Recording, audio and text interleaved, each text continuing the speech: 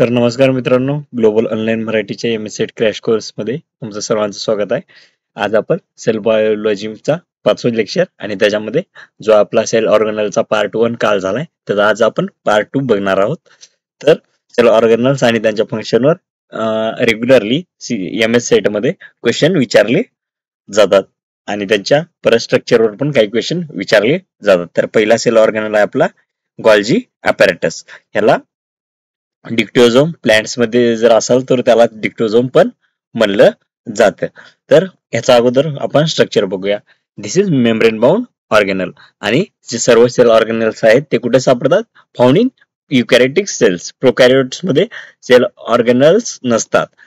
जे sale organelles आहेत compared ते कुठे नसतात? प्रोकॅरियोट्स मध्ये नसतात. हे कुठे सापडतील? आपला युकॅरियोटिक सेल मध्ये सापडतील. पहिला आहे त्याच्या स्ट्रक्चर मध्ये सिस्टरने बघायचं आहे आपल्याला. हेच आहे स्टॅक ऑफ फ्लॅटेड सॅक्स. इथे बघू शकता जे सॅक्स सारखं स्ट्रक्चर दिसतंय इथे.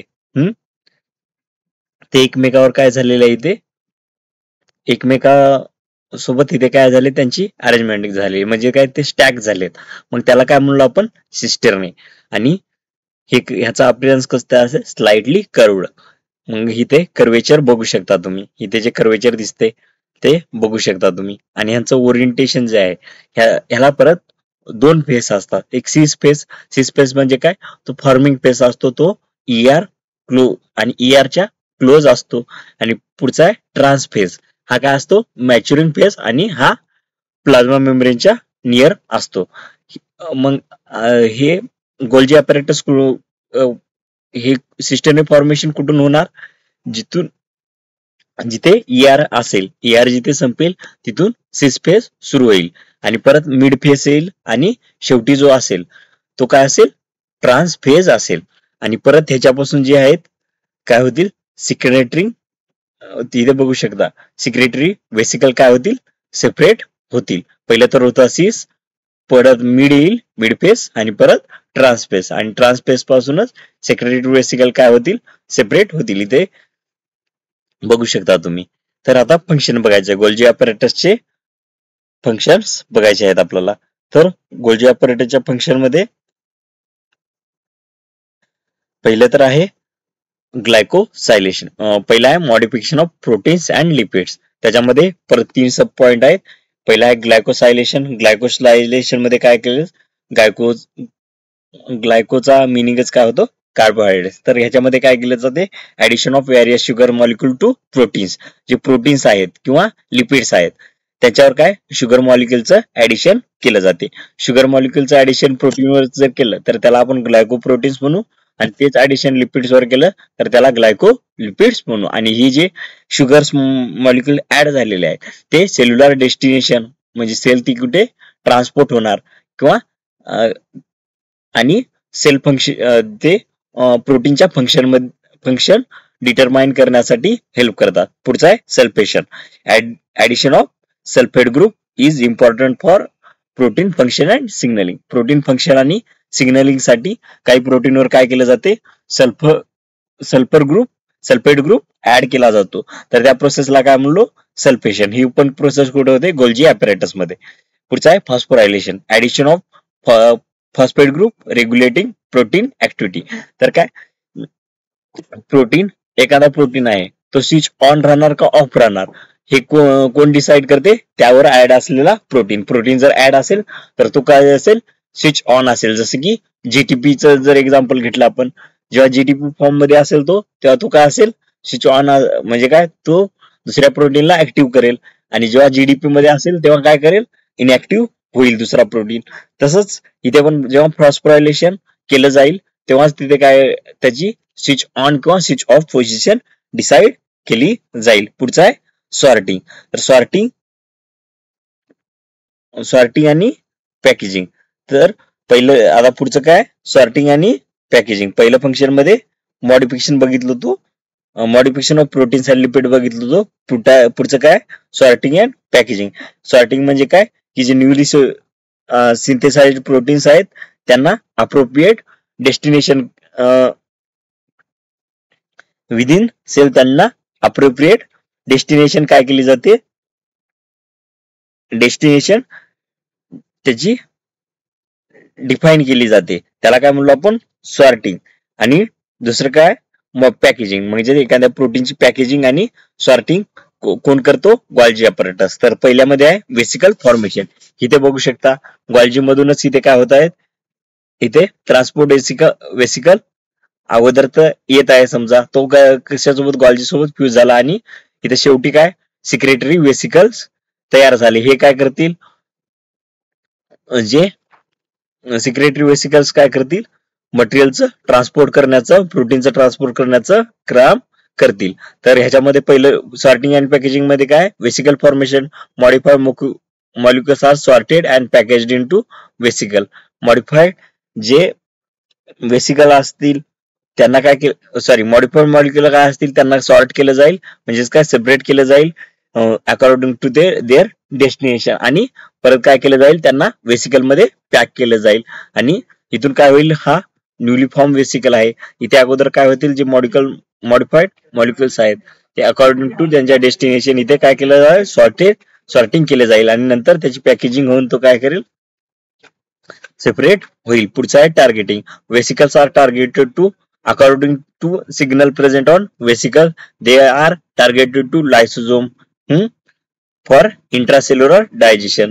म्हणजेच काय, जे वेसिकल्स आहेत ते लायसोझोम कडे जातील, त्यांचं काय होईल, intracellular digestion, within cell digestion होईल. पुढचा आहे प्लाझ्मा मेम्ब्रेन. प्लाझ्मा मेम्ब्रेन कडे गेल्यानंतर for secretion and incorporation into cell surface, एकतर काय होतील, त्यांचं outside the cell secretion केलं जाईल, किंवा त्यांना प्लाझ्मा मेम्ब्रेन मध्ये इनकॉर्पोरेट केलं जाईल, म्हणजेच काय, ऍड केलं जाईल.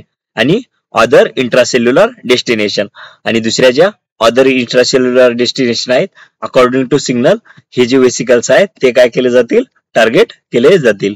पुढचा आहे सिंथेसायझिंग सर्टन मॉलिक्यूल. तर हे हा जो गॉल्जी अपॅरेटस आहे, सिंथेसिस मध्ये पण काही मॉलिक्यूलच्या हेल्प करतो. त्याच्यामध्ये पहिलं जे आहे ते काय, पॉलिसॅकराइड, जसं की pectins. Polysaccharides for plant cell walls, जी प्लांट सेल वॉलला पॉलिसॅकराइडची गरज आहे, पेक्टिन्स ची आणि बाकीच्या ज्या पॉलिसॅकराइडची गरज आहे ते कुठे सिंथेसाइज होती, त्यांचं पण सिंथेसिस करण्याचं काम कोण करत आहे, त्यांचं गॉल्जी अपॅरेटस करत आहे. आणि पुढचा ह्याच्यामध्ये पहिले सिंथेसिस ऑफ सर्टेन मॉलिक्युल मध्ये पॉलिसॅकराइड पहिले झालं. दुसरा आहे complex molecule such as glycosaminoglycans. हे कुठे प्रेझेंट असतात, ॲनिमल सेलच्या ईसीएम मध्ये प्रेझेंट असतात, म्हणजेच काय, सॉरी, एक्स्ट्रा सेल्युलर मॅट्रिक्स मध्ये प्रेझेंट असतात. ते म्हणजे ग्लायकोज अमिनो ग्लायकॅन्स आहेत, त्यांच्या प्रोडक्शन मध्ये पण हा Golgi apparatus main role play करतो. आणि ईसीएम जे आहेत ते जे सेलचं फंक्शन आणि स्ट्रक्चर मेंटेन करण्यासाठी हेल्प करतात.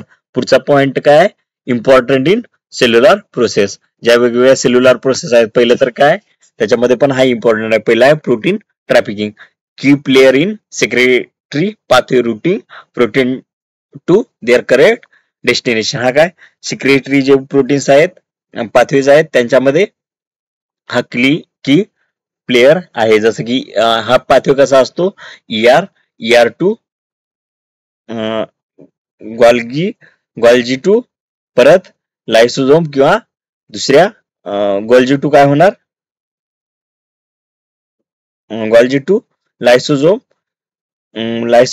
आणि किंवा दुसरे जे ऑर्गेनल्स आहेत तिथे हा काय करेल, ट्रान्सपोर्ट करेल. पहिलं तर कुठे असेल तर तो पहिले तर, किंवा तो काय करेल, वेसिकल फॉर्म करेल. पहिलं तर काय असेल, पहिलं तर तो ER कडून सिक्रेटरी पाथवे कसा असेल, न्यूक्लियस टू ER 2 गॉल्जी 2 लायसोझोम और मायटोकॉन्ड्रिया, किंवा जिथे काही डेस्टिनेशन ठरले आहे तिथे हा पाथवे त्या पद्धतीने पाथवे असेल त्या प्रोटीनची ट्रॅफिकिंग साठी, म्हणजेच काय, की त्या प्रोटीनच्या ट्रान्सपोर्ट साठी. आणि त्याच्यावर जे सिग्नल प्रेझेंट आहे त्याच्या थ्रू तो करेक्ट डेस्टिनेशनला काय केला जाईल, ट्रान्सपोर्ट केला जाईल. पुढचा आहे मेम्ब्रेन मेंटेनन्स. मेम्ब्रेन मेंटेनन्स मध्ये काय की जे मेम्ब्रेनचा काही जो पोर्शन काय झालेला असेल, जर मेम्ब्रेनचा काही पोर्शन डॅमेज झाला असेल तर तिथे ह्या काय करेल, तिथे पण काही प्रोटीन्स जाऊन तिथे काय होणार, रिसायकल आणि रिप्लेस करण्याचं मेम्ब्रेन कंपोनंटचं काम, मेम्ब्रेन कंपोनंटचं रिसायकल करण्याचं काम कोण करणार, गोल्जी ॲपॅरेटस. पुढचा आहे lysosome formation, contribute to certain creation of lysosome cells. जो सेलचा डायजेस्टिव्ह कंपार्टमेंट आहे त्याच्या फॉर्मेशन मध्ये पण हा हेल्प करतो. पुढचा आहे cell signaling, glycosylation of cell surface proteins important for communication and recognization. इथे दोन्ही पद्धतीचे ग्लायकोसायलेशन होतात गोल्जी ॲपॅरेटस मध्ये. एन लिंक्ड ग्लायकोसायलेशन बघितलं होतो तो ER मध्ये सुरू होतो, आणि ओ लिंक्ड ग्लायकोसायलेशन जो आहे तो एक्सक्लुझिव्हली गोल्जी ॲपॅरेटस मध्येच होतो. आणि हा जो ग्लायकोसायलेशनची प्रोसेस आहे ती कम्युनिकेशन आणि रिकग्निशन साठी हेल्पफुल आहे. पुढचा आहे लायसोझोम. पुढचा ऑर्गनल आहे आपला lysosome. Lysosome are membrane bound organelle found within eukaryotic cell described by Christine D. Dew in 1950s. They serve as primary digestive and recycling center. तर हा काय करतो, काही मॉलिक्युलचं रिसायकल करण्याचं पण काम करतो. त्यांचं जे कंपोनंट आहे त्याचं काय करतो, रिसायकल करण्याचं पण काम हा करतो, आणि हा डायजेस्टिव्ह सेंटर आहे. पुढचा पॉइंट आहे there versatile organelles house a potent of cocktail of hydrolytic enzyme. Wait a minute.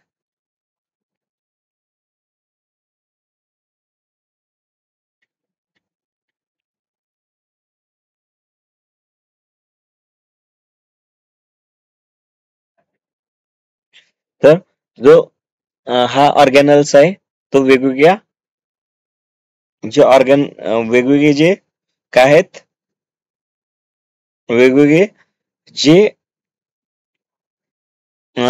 हायड्रोलायटिक enzymes आहेत ते काय करू शकतात, आणि हायड्रोलायटिक त्याचं हाऊस आहे. आणि हायड्रोलायटिक एन्झाईमचं काम काय की ते काय करतात, म्हणजे बायोमॉलिक्युल्स आहेत जसं की प्रोटीन्स, कार्बोहायड्रेट्स आणि न्यूक्लिक ऍसिड, त्यांचं ब्रेकडाऊन करण्याचं काम हे हायड्रोलायटिक एन्झाईम्स करतात, आणि त्याचं हे होम आहे.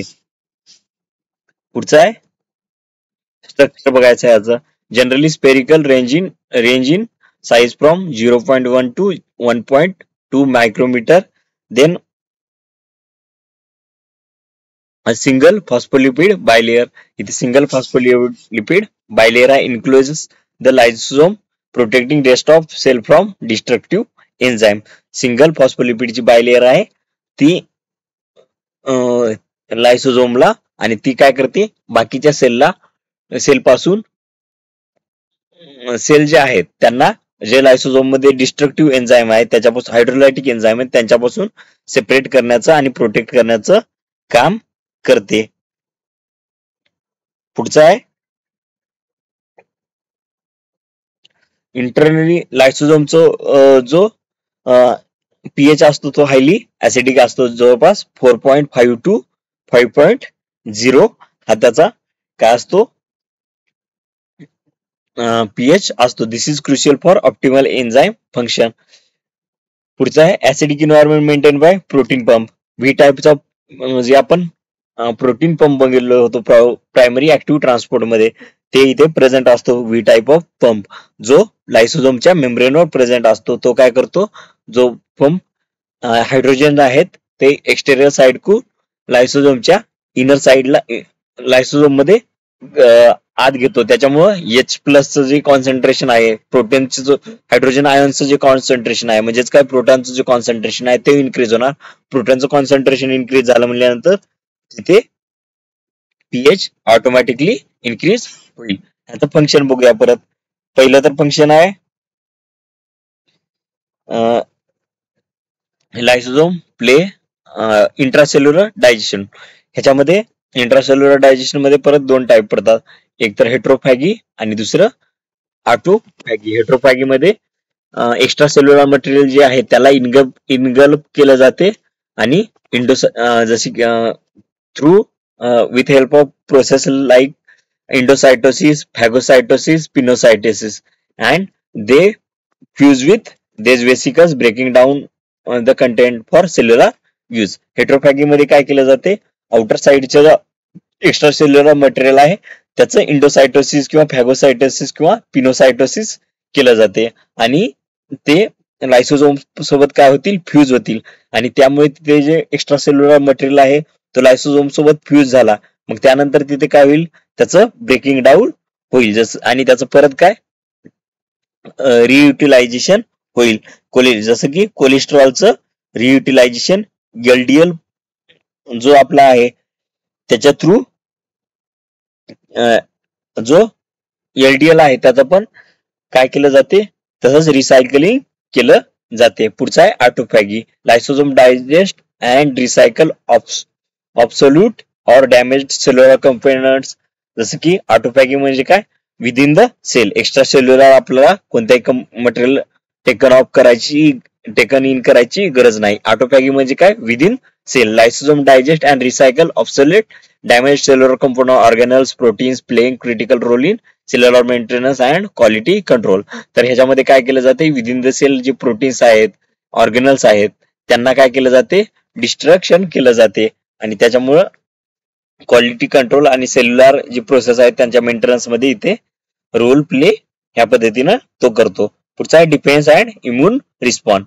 लायसोझोम in phagocytic cell such as macrophage aid in destruction of engulfment of pathogen like bacteria virus. जे डिफरेन्स मध्ये ह्याचा परत रोल आहे.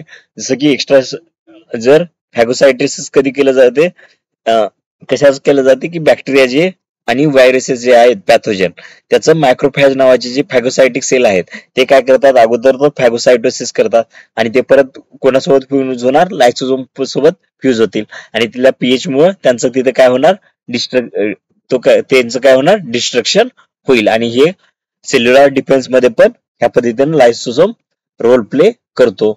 पुढचा आहे cellular renewal. Lysosome degrade unneeded damage structure facilitate cell renewal and रिमॉडेलिंग.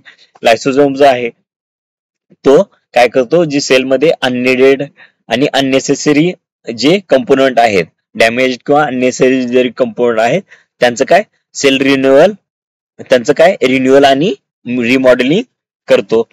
मग ह्या सेल्युलर रिन्युअल मध्ये पण हेल्प करतो. पुढचा आहे अपोप्टोसिस.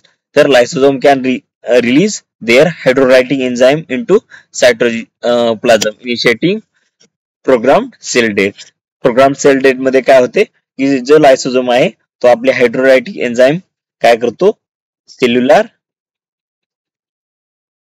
सेल सायटोप्लाझम मध्ये काय करतो, रिलीज करतो. मग तिथे सेल डेथ होणार, त्यालाच काय म्हणलो आपण, प्रोग्राम सेल डेथ. पुढचा आहे acidic pH of lysosome essential for hydrolytic enzyme function. जो ऍसिडिक पीएच आहे तो हायड्रोलायटिक एन्झाइम जे आहेत त्यांच्या फंक्शन साठी पण हा काय इसेन्शियलच आहे. 4.5 to 5 जो हायड्रोलाइट जो काय आहे आपला पीएच आहे तो नेसेसरीच आहे. लायसोझोम रिसीव्ह देअर हायड्रोलायटिक एन्झाइम वाया vesicle that bird from Golgi apparatus. जे हायड्रोलायटिक एन्झाइम आहे ते कुठून भेटत आहे, त्याला गॉल्जी अपॅरेटस पासून हायड्रोलायटिक एन्झाइम्स भेटत आहेत. These enzymes carries mannose 6 phosphate marker that target them lysosome. ह्याच्यामध्ये ते जे वेसिकल्स आहेत ते त्याच्यावर काय मॅनोज 6 फॉस्फेट नावाचा मार्कर आहे आणि त्या मार्कर मुळे ते जे वेसिकल्स गोल्जी अपॅरेटस मध्ये तयार होत आहेत ते कुठे ट्रान्सपोर्ट होतील, लायसोझोम कडे ट्रान्सपोर्ट होतील. लायसोझोम also play important role in cellular homeostasis, nutrient sensing and various signaling pathways. तर पुढे काय आहेत जे पुढे आपल्याला लायसोझोम स्टोरेज डिसऑर्डर पाहायचे आहेत. लायसोझोम storage Lysosomal storage disorder are a group of inherited metabolic disease stemming from genetic defect in lysosome enzyme. Lysosome enzyme मध्ये जर जेनेटिक डिफेक्ट असेल तर ह्या पद्धतीचे डिसऑर्डर्स होऊ शकतात. दिस defect lead to accumulation of specific substrate within lysosome disrupting normal cellular function. तर ह्याच्यामध्ये काय होत आहे की जे एन्झाइम जे हायड्रोलायटिक एन्झाइम आहेत त्यांच्यामध्ये जेनेटिकली डिफेक्ट जर असेल तेव्हा लायसोझोमल स्टोरेज डिसऑर्डर्स होतात. तर त्याच्यामध्ये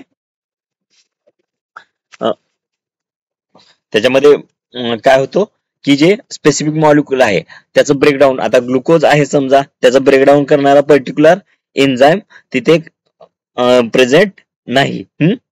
आता इथे समजा पॉम्पेडिसिसचं एक्झाम्पल घेऊया. ह्याचं काय ग्लायकोजन अक्युमुलेशन, पॉम्पेडिसिस मध्ये काय होतं ग्लायकोजनचं अक्युमुलेशन होतं. तर कशामुळे की इथे एन्झाइम ऍसिड जो आहे अल्फा ग्लुकोसिनेसिडेज हा काय करत होता ग्लायकोजनचं ब्रेकडाऊन करत होता. तो काय पॉम्पेडिसिस मध्ये तो प्रेझेंट नाही. मग तिथे ती जी ते जी सेल आहेत तिथे काय होणार मग ह्या ग्लायकोजनचं मोठ्या पद्धतीनं स्टोरेज होईल. मग त्यामुळे एखादा स्पेसिफिक मॉलिक्युल जर सेलमध्ये अक्युमुलेट झाला तर लायसोझोम मध्ये स्पेसिफिक सबस्ट्रेट अक्युमुलेट झाला तर जे नॉर्मल फंक्शन आहेत, नॉर्मल सेल्युलर फंक्शन आहेत ते काय होतील डिस्टर्ब होतील. तो मॉलिक्युल काय पर्टिक्युलर ग्लायकोजन ब्रेकडाऊन साठी लायसोझोम मध्ये आलाय, मात्र त्याला जो ब्रेकडाऊन करणारा एन्झाइम होता तोच तिथे काय झालाय म्युटेशन झालंय त्याच्यामध्ये. मग तिथे म्युटेशन झालाय म्हणजे तो ग्लायकोजनचा आता इथे ब्रेकडाऊन करू शकेल का तर नाही. मग ग्लायकोजनचं ब्रेकडाऊन करू शकणार नाही. मग ते जो ग्लायकोजन आहे तो तिथे त्या सेलमध्ये काय होणार अक्युमुलेट होत जाणार. लायसोझोम मध्ये त्या काय होणार अक्युमुलेट होत जाणार. आणि ह्याच्यामुळे काय होणार की ज्या सेलच्या नॉर्मल फंक्शनिंग आहे, सेल्युलर फंक्शन आहे त्या डिस्टर्ब होतील. ह्याच्यामध्ये एक्झाम्पल पहिला आहे गाउचर डिसीज. गाउचर डिसीज मध्ये ग्लुकोसेरेब्रोसाइड जो आहे तो अक्युमुलेट होतो. आणि इथे डिफिशियन्सी कोणत्या एन्झाइमची आहे ग्लुकोसेरेब्रोसाइड. ग्लुकोसेरेब्रोसाइड साइडेज हा काय गाउचर डिसीज मध्ये ग्लुकोसेरेब्रोसाइड अक्युमुलेट होतो आणि तिथे ग्लुकोसेरेब्रोसाइडेज ह्या एन्झाइमची डिफिशियन्सी आहे. पुढचा आहे टॅसेज डिसीज अक्युमुलेशन ऑफ गँग्लिओसाइड. गँग्लिओसाइड जो आहे ह्याच्यामध्ये टॅसेज डिसीज मध्ये गँग्लिओसाइडचं अक्युमुलेशन होते. पर्टिक्युलरली GM2 त्याच्यामध्ये पण पर्टिक्युलरली GM2 गँग्लिओसाइड. आणि ह्याची डिफिशियन्सी कशाची आहे हेक्झोसामाइनिडेज ह्या एन्झाइमची डिफिशियन्सी आहे टॅसेज डिसीज मध्ये. पुढचा आहे पॅम्पे. पॅम्पे मध्ये कशाचं अक्युमुलेशन होतंय ग्लायकोजनचं. आणि ग्लायकोजनचं त्याच्यामध्ये डिफिशियन्सी कोणत्या एन्झाइमची आहे अल्फा ग्लुकोसाइडेज या एन्झाइमची. पुढचा आहे मुको पॉलिसॅक्रिडोसेस. ह्याच्यामध्ये ग्लायकोझोआमाइन ग्लायकेन्स याचं काय होते इथे अक्युमुलेशन होते आणि त्याच्यासाठी जे रिस्पॉन्सिबल एन्झाइम आहेत तिथे प्रेझेंट नसतात, त्यामुळे ह्याचं काय होते इथे अक्युमुलेशन होते. पुढचा आहे मायटोकॉन्ड्रिया. नेक्स्ट सेल ऑर्गन आहे आपला mitochondria. Mitochondria tiny sausage shaped structure often powerhouse of cell. तर मायटोकॉन्ड्रिया काय आहे की पॉवर हाऊस ऑफ सेल. मायटोकॉन्ड्रियाला काय म्हणतो पॉवर हाऊस ऑफ सेल. लायसोझोमला काय म्हणतो सुसायडल बॅग्स ऑफ सेल्स. म्हणजेच काय सेल डिस्ट्रक्शनचं काम कोण करते लायसोझोम, म्हणून त्याला काय म्हणतो सुसायडल बॅग्स ऑफ सेल्स. मायटोकॉन्ड्रियाला काय म्हणायचं पॉवर हाऊस ऑफ सेल. परत काय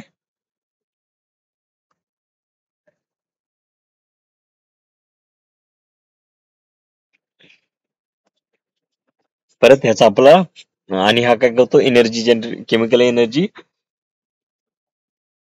जनरेट करण्याचं काम करतो. ह्याच्यामध्ये स्ट्रक्चर जे आहे डबल मेम्ब्रेन स्ट्रक्चर आहे. आणि सर्व जे ऑर्गॅन इक्वारेटिक सेल्स असतील त्याच्यामध्ये हार्डून येतो. त्याच्यामध्ये परत जो स्ट्रक्चर आहे त्याच्यामध्ये आपल्याला दोन मेम्ब्रेन दिसून येतात. पहिली आउटर मेम्ब्रेन आणि दुसरी इनर मेम्ब्रेन. आउटर मेम्ब्रेन जी आहे स्मूथ आहे, त्याच्यावर पोरिन्स जे आहेत ते प्रेझेंट आहेत, पोरस प्रेझेंट आहे. त्यामुळे स्मॉल मॉलिक्युल तिथे काय करू शकतात डिफ्यूज करू शकतात किंवा स्मॉल मॉलिक्युलची तिथे इंटरव्यू होऊ शकते आउटर मेम्ब्रेन थ्रू. मात्र इनर मेम्ब्रेन जो आहे तो हायली फोल्डेड आहे, इथे बघू शकता इनर मेम्ब्रेन काय आहे, हायली फोल्डेड आहे, त्याला काय म्हणू आपण, क्रिस्टी, याला काय म्हणू, क्रिस्टी म्हणू. इथे दिसू शकतं to increase surface area for energy production. हा फोल्डेड कशामुळे आहे, तर आपल्याला इथे काय करायचं आहे, सरफेस एरिया जो आहे इन्क्रीज करायचा आहे एनर्जी प्रोडक्शन साठी, म्हणून हा काय फोल्डेड फॉर्म मध्ये प्रेझेंट आहे. आणि या जो आपल्याला दिसत आहे इनर मेम्ब्रेन, त्याच्यावर F1 पार्टिकल म्हणजेच एफ टाईप जो पंप बघितलो होतो आपण, तो कुठे प्रेझेंट असेल, ह्याच इनर मेम्ब्रेन वर प्रेझेंट असेल आणि तो काय करेल, एटीपी सिंथेसिसचं काम करेल. त्यालाच रॅकर पार्टिकल किंवा F1 पार्टिकल म्हणतो आपण. पुढचा आहे intra membrane space, space between the membrane, important for certain biochemical reaction. Outer membrane आणि इनर मेम्ब्रेन दिसते ती, त्याच्यामध्ये जी स्पेस आहे त्याला काय म्हणू आपण, इंटर मेम्ब्रेन स्पेस. पुढचा आहे मॅट्रिक्स. मॅट्रिक्स जो आहे inner space content enzymes for inter membrane space. हा मॅट्रिक्स, मॅट्रिक्स काय आहे, परत कंटेन्स एन्झाइम्स फॉर, इथे मॅट्रिक्स दिसू शकते तुम्हाला, ती कुठे प्रेझेंट आहे, इनर मेम्ब्रेन वर मॅट्रिक्स प्रेझेंट आहे. त्याच्यामध्ये काही स्पेसिफिक एन्झाइम्स प्रेझेंट असतात आणि ते काय कशासाठी रिस्पॉन्सिबल आहेत, क्रेब्स सायकल आणि अदर मेटाबॉलिक प्रोसेस साठी ते एन्झाइम्स रोल प्ले करतात. पुढचा आहे ATP production. Mitochondria are primary site of ATP production synthesis. ATP is cell energy currency. तर एटीपी काय, सेल एनर्जी करन्सी आहे आणि ही मायटोकॉन्ड्रिया प्रायमरी साइट आहे कशाची, एटीपी सिंथेसिसची. तर जी process protein synthesis ATP synthesis मध्ये इन्व्हॉल्व आहेत, पहिली तर आहे क्रेब्स सायकल, त्यालाच सिट्रिक ऍसिड सायकल पण म्हणले जाते आणि ही मॅट्रिक मध्ये बनली जाते. आणि इथे glucose breakdown of glucose derived molecule, glucose derived molecule आहे त्यांचं ब्रेकडाऊन केले जाते. पुढचा आहे ETC, protein complex in inner membrane. Inner membrane मध्ये प्रोटीन कॉम्प्लेक्स प्रेझेंट आहे आणि हा काय करतो, utilise energy release in Krebs cycle. Krebs cycle मधली जी एनर्जी रिलीज झाली ते त्याचं एटीपी जनरेट करण्यासाठी रोल प्ले करतो. पुढचा आहे ह्याचं फंक्शन अदर फंक्शन मध्ये आहेत, calcium storage, important for sale signaling, परत काय heat generation, specially in brown fat cells, role in cell death. Apoptosis मध्ये पण हा रोल प्ले करतो. आणि अपोप्टॉसिस परत आपण जो अपोप्टॉसिस आहे एक्स्ट्रान्सिक इंट्रान्सिक पाथवे, ते आपण ह्याच्यामध्ये बघणारच आहोत. सेल सिग्नलिंग जो की आपला पुढचा युनिट आहे. त्याच्यानंतर आलं ऍडिशनल पॉइंट्स. पहिला आहे जो मायटोकॉन्ड्रिया आहे याला सेमी ऑटोनॉमस ऑर्गॅनल्स म्हणलं जाते. तर ह्याच्यामध्ये जो मायटोकॉन्ड्रियाचा स्पेशल डीएनए असतो, mitochondria possess their own DNA. Mitochondria जो आहे त्याचा स्वतःचा डीएनए प्रेझेंट आहे आणि ते काही प्रमाणात ते काय करतात, काही प्रोटीन पण सिंथेसिस मायटोकॉन्ड्रिया झालं, क्लोरोप्लास्ट झालं, हे दोघं पण काय करतात, काही प्रमाणात प्रोटीन सिंथेसिसचं पण काम करतात. मग त्यामुळे त्यांना काय म्हणलं जाते, सेमी ऑटोनॉमस ऑर्गनल्स. मग त्याच्यामुळे त्यांना काय म्हणलं जाते, सेमी ऑटोनॉमस ऑर्गनल म्हणलं जातं.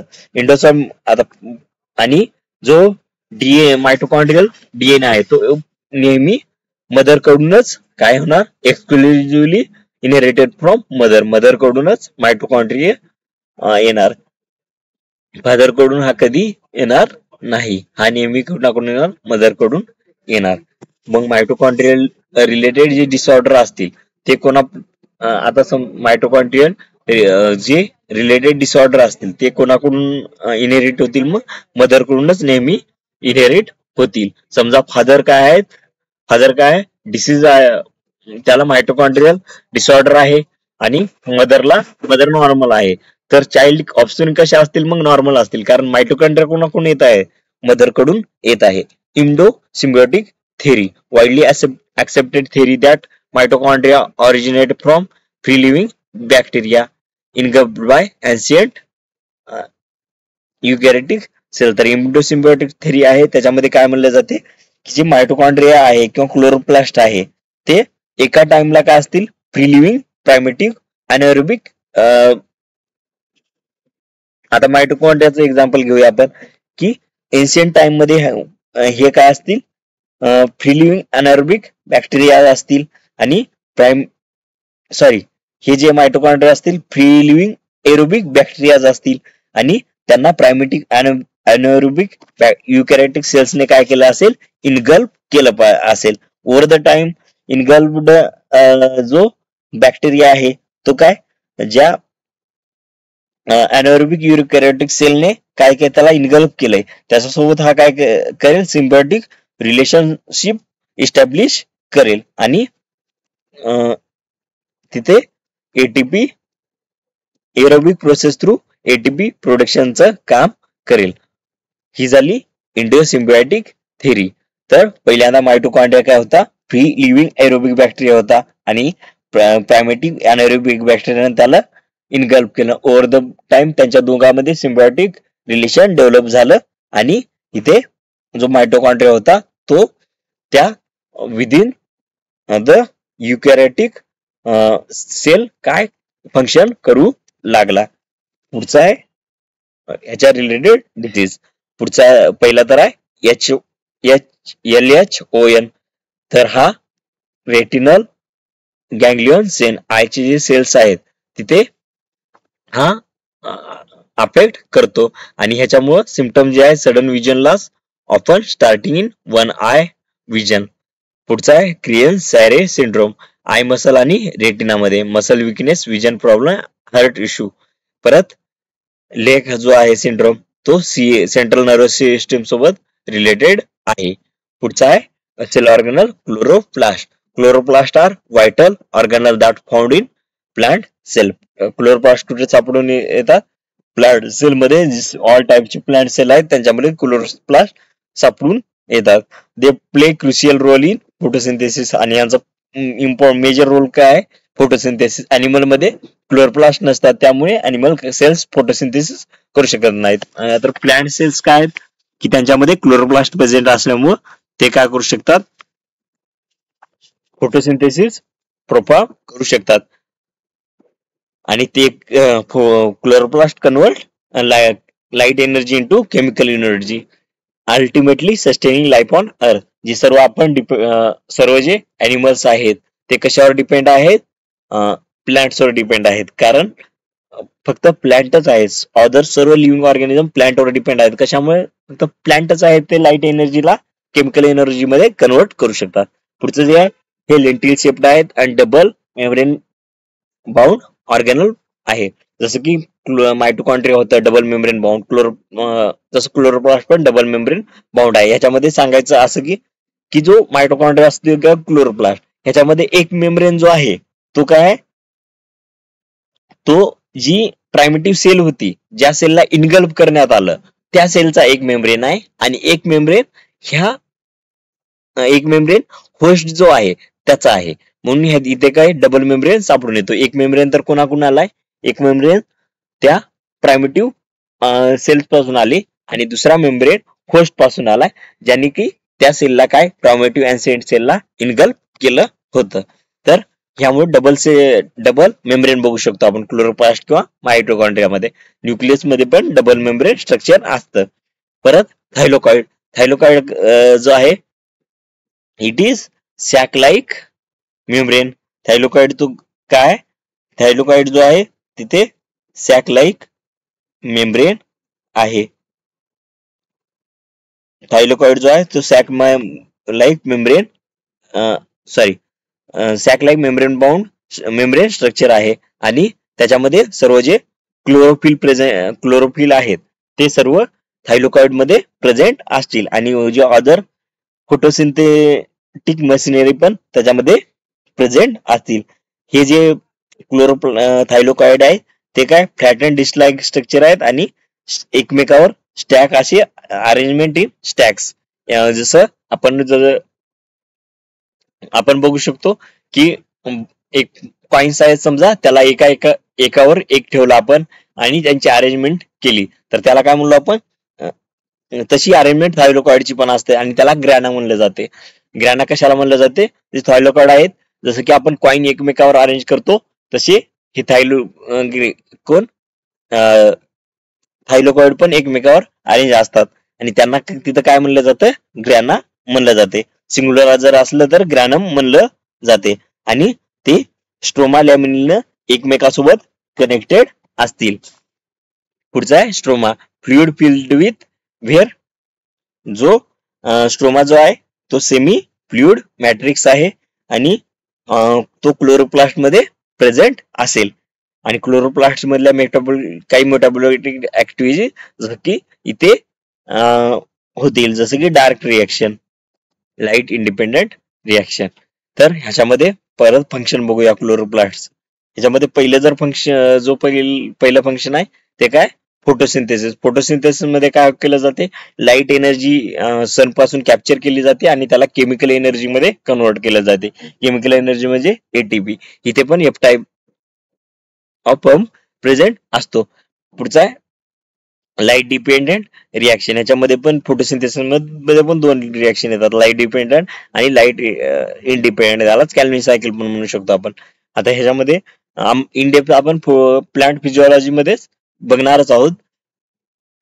लाईट डिपेंडेंट मध्ये काय होते, ही थायरोकॉइड मध्ये ऑकर होते आणि लाईट एनर्जी यूज करून एटीपी आणि एनएडीपीएस प्रोड्यूस केला जातो आणि ही पुढची जी कॅल्व्हिन सायकल आहे ती स्ट्रोमा मध्ये होते आणि इथे एटीपी आणि एनएडीपीएच जे की लाईट डिपेंडेंट रिएक्शन मध्ये फॉर्म झाले होते, सिंथेसिस झालं होतं, ते कार्बन डायऑक्साईडला फिक्स करून त्यांच्यापासून ऑर्गॅनिक शुगर मॉलिक्युल तयार करण्याचं काम केलं जाते. जसं की ग्लुकोज आहेत, ग्लुकोज मधून किती शुगर आहेत, ग्लुकोज मध्ये किती कार्बन आहेत, 6 कार्बन आहेत. मग त्या सर्व जे कार्बन्स आहेत त्यांना काय केलं जाते, इथे त्यांना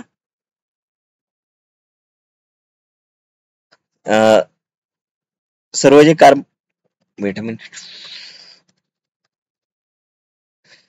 कार्बन आहेत त्यांना काय केलं जाते, फिक्स करण्याचं काम इथे लाईट डिपेंडेंट रिएक्शन मध्ये जे एटीपी आणि एनएडीपीएस फॉर्म झाले होते त्याच्या मदतीनं इथं केलं जाते आणि कार्बन डायऑक्साईड पासून इथे ऑर्गॅनिक शुगर तयार केली जाईल. पुढचा आहे storage. Starch granule are produced from excess sugar stored within stroma. Stroma मध्ये स्टार्च ग्रॅन्युल तयार होतील आणि एक्सेस शुगर आहे जी आहे ती तिथे काय होईल, स्टोर्ड होईल. याचं इम्पॉर्टन्स इन प्लांट्स. पहिलं तर याच्यामध्ये photosynthesis provide food energy for plants and all other living organism living on earth dependent on plants for food. सर्व जे लिव्हिंग ऑर्गॅनिझम आहेत डायरेक्टली इनडायरेक्टली कशावर डिपेंड आहेत, प्लांट्सवर डिपेंडंट आहेत. पुढचा आहे रेग्युलेशन ऑफ ॲटमॉस्फेरिक गॅसेस. जे ॲटमॉस्फेरिक गॅसेस आहेत जसं की कार्बन डायऑक्साईड. कार्बन डायऑक्साईड इथे काय केलं जातं, कन्झ्युम केलं जाते, त्याला फिक्स केलं जाते फूडच्या फॉर्म मध्ये आणि ऑक्सिजन इथे काय केलं जाते, रिलीज केलं जाते. त्यामुळे जे अर्थचं बॅलन्स इथे मेंटेन असतो.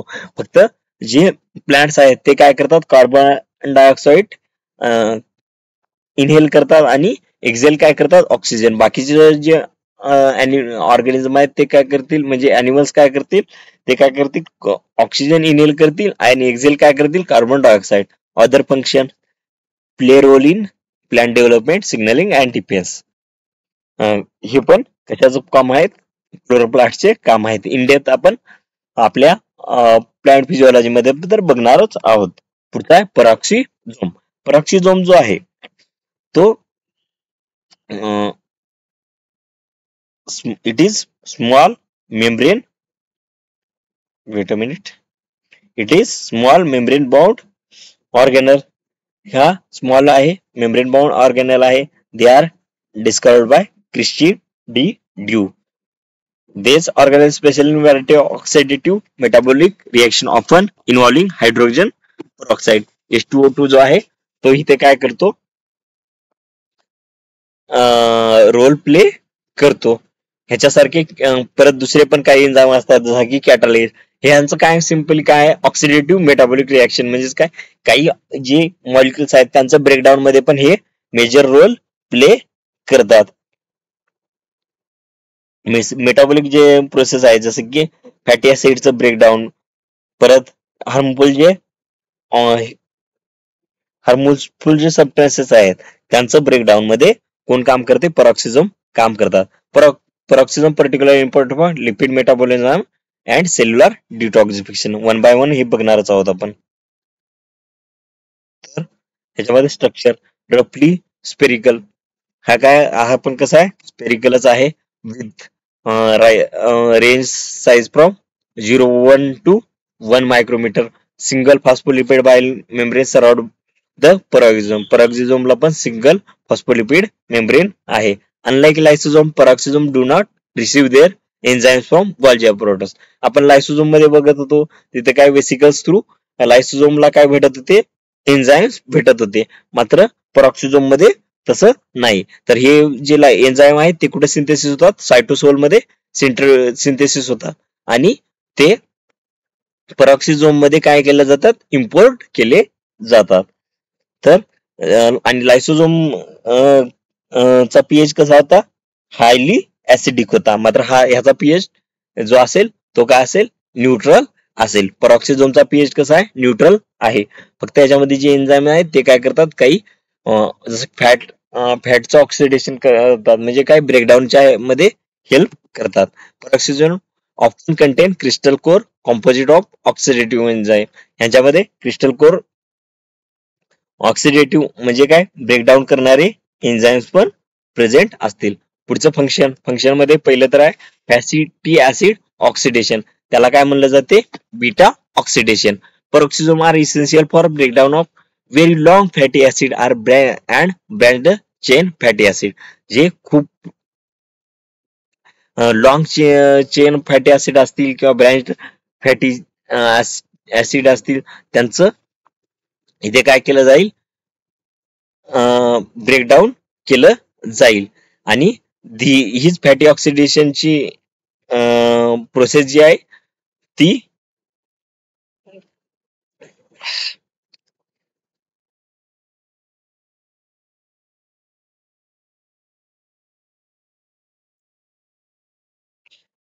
ही फॅटी ऍसिडची ही जी प्रोसेस आहे ती जर लॉंग चेन असतील आणि ब्रँच्ड असतील तर ते कुठं होतील? पेरॉक्सिझोम मध्ये. In case of animals. आणि तेच जर शॉर्ट चेन फॅटी ऍसिड असतील तर त्यांचं ब्रेकडाऊन कुठं होईल? मायटोकॉन्ड्रिया मध्ये त्यांचं ब्रेकडाऊन होईल. मात्र इन प्लांट्स सर्व ब्रेकडाऊन कशामध्ये होणार? पेरॉक्सिझोम मध्येच होणार. सर्व पद्धतीचं ब्रेकडाऊन पेरॉक्सिझोमच करेल फॅटी ऍसिडचं. त्यालाच काय बीटा ऑक्सिडेशन म्हणलं. Hydrogen peroxide in metabolism. Peroxisome house like enzymes like catalase breakdown hydrogen peroxide. H2O2 हा काय? Potential harmful reactive ROS species आहे. ROS स्पेसिस म्हणजे काय? ते सेलला काय करतात? डॅमेज करू शकतात. मग H2O2 काय? तो कसा आहे? तो काय? पोटेन्शियल रिएक्टिव्ह ROS आहे. मग तो सेलला काय करू शकतो? डॅमेज करू शकतो. मग त्याचं ब्रेकडाऊन करण्याचं काम पण इथे कॅटालाइज जो एन्झाइम आहे तो करतो. पुढचा bile acid synthesis. Peroxisome participate in initial steps of bile acid synthesis crucial for fat digestion in liver. पुढचा आहे plasmalogen synthesis. Plasmalogen synthesis are major class of phospholipid found in myelin where they crucial role for nerve cell function. Peroxisome involved in initial step of plasmogen synthesis. प्लाझ्मोजन सिंथेसिसच्या जो प्लाझ्मोझोम जो आहे तो phospholipid आहे. तो कुठे सापडतो? मायलिन शीथ मध्ये सापडतो. आणि मायलिन शीथ कशाचं काम आहे? सेल नर्व सेल फंक्शन मध्ये काम करतात. आणि हा जो पेरॉक्सिझम आहे तो प्लाझ्मोजन सिंथेसिसच्या इनिशियल स्टेप मध्ये हेल्प करतो. पुढचा आहे detoxification. Peroxisome aid in detoxification of various substances in liver, जसं की अल्कोहोलिन लिव्हर. डिटॉक्सिफिकेशन मध्ये पण हा रोल प्ले करतो. पुढचा आहे याच्या रिलेटेड डिसऑर्डर. पहिला तर काय पेरॉक्सिझोम इंकोज ह्याच्यामध्ये पण डिसऑर्डर आहेत. पहिलं तर आहे झेलवेगर सिंड्रोम, एक्स लिंक्ड ॲड्रेन्युरोडिस्ट्रॉफी. पुढचा आहे रेप सम डिसीज. आणि हे काय झाले पेरॉक्सिझोमल डिसऑर्डर झाले. पुढचा आहे ग्लायझोम्स. हा जो आहे तो स्पेशलाइज्ड पेरॉक्सिझोम आहे आणि तो कुठं प्रेझेंट असणार जर्मिनेटिंग प्लांट सीड्स जे आहेत त्याच्यामध्ये ग्लायोझोम्स प्रेझेंट असतात. दे कंटेन ग्लायोझायलेट त्याच्यामध्ये प्रेझेंट असतो. त्याच्यामध्ये सीड जो आहे जर्मिनेटिंग सीड जो आहे त्याच्यामध्ये स्टोर्ड फॅट्स आहेत त्यांना कार्बोहायड्रेट्स मध्ये कन्वर्ट करण्याचं हा काम करतो ग्लायोझायलेट सायकल थ्रू. मग त्यामुळे इथे काय होतं त्या सिडलिंगला एनर्जी प्रोव्हाइड करण्याचं काम होते आणि जर्मिनेशन मध्ये त्या सीडलिंगला एनर्जी प्रोव्हाइड होते. तर थँक्यू. आज एवढंच. मग उद्या आपण नेक्स्ट पोर्शन बघूया.